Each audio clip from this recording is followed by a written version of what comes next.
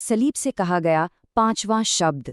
ये सिर्फ एक शब्द नहीं है, बल्कि एक ऐसा गहरा रहस्य है जिसे आज हम मिलकर समझने की कोशिश करेंगे। सिर्फ दो शब्द, मैं प्यासा हूं। सुनने में कितने साधारण लगते हैं, है ना? लेकिन करीब 2000 साल पहले सलीब से कहे गए इन शब्दों में मतलब अर्थ की इतनी परतें छिपी हैं, और आज हम उन्हीं परतों को एक एक करके खोलने वाले हैं। तो ये जो शब्द थे, ये सलीब से कहे गए 7 वाक्यों में से 5वां था। और देखिए, सबसे जरूरी बात जो हमें समझनी है वो ये है कि ये कोई कहानी या सिर्फ एक प्रतीक नहीं है। नहीं, ये एक असल ऐतिहासिक पल था जो सच में हुआ। चलिए उस पल के माहौल में चलते हैं। सोचिए, दिन था गुड फ्राइडे का। यीशु कई घंटों से सलीब पर थे और उनका शरीर जाहिर है एक बहुत ही भयानक पीड़ा से गुजर रहा था। और यहीं से हम पहुंचते हैं इसके मतलब की पहली परत पर, और वो है उस पल की असल शारीरिक पीड़ा, उसकी हकीकत। एक बार कल्पना करके देखिए, सूरज की तेज तपिश, हवा एकदम सूखी, और शरीर की ताकत वो धीरे धीरे जवाब दे रही थी। हालत ये थी कि हर एक सांस के लिए उन्हें संघर्ष करना पड़ रहा था। और ये भी नहीं भूलना चाहिए कि सलीब तक पहुंचने से पहले ही उनका शरीर क्या क्या नहीं सह चुका था। उन्हें पीटा गया था, कोड़े मारे गए थे, मजाक उड़ाया गया, फिर वो भारी सलीब उठाने पर मजबूर किया गया। मतलब जब तक उन्हें कीलों से उस लकड़ी पर ठोका गया, तब तक तो वो शारीरिक तौर पर पूरी तरह से टूट चुके थे। तो जब वो कहते हैं मैं प्यासा हूं, तो ये कोई बनावटी बात नहीं थी। ये उस भयानक इंसानी पीड़ा की एक सीधी सच्ची आवाज थी।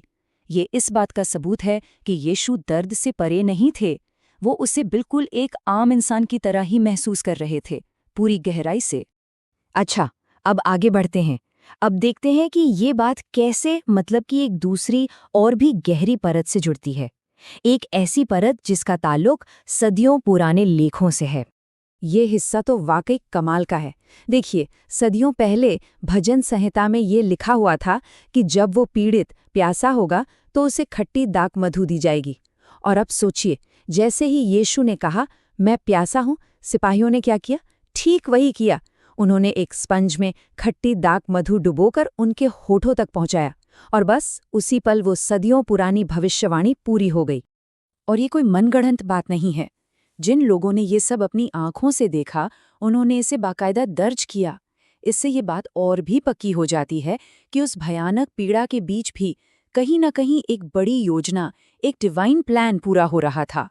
और अब हम पहुंचते हैं मतलब कि तीसरी और शायद सबसे गहरी परत पर, और वो है इस पल में छिपा एक गहरा विरोधाभास, एक पैराडॉक्स। जरा इस विरोधाभास को समझिए। वो जिसने एक बार पानी को दाग मधु में बदल दिया था, आज वो खुद एक घूंट पाने के लिए तरस रहे थे।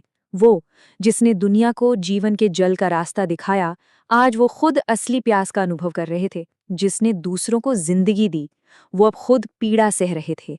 ये दिखाता है कि उन्होंने इंसानी दुख दर्द के अनुभव को कितनी कितनी गहराई से अपनाया था। सुसमाचार हमें यही बताते हैं कि यीशु को ये पता था कि उनका काम अब पूरा होने वाला है।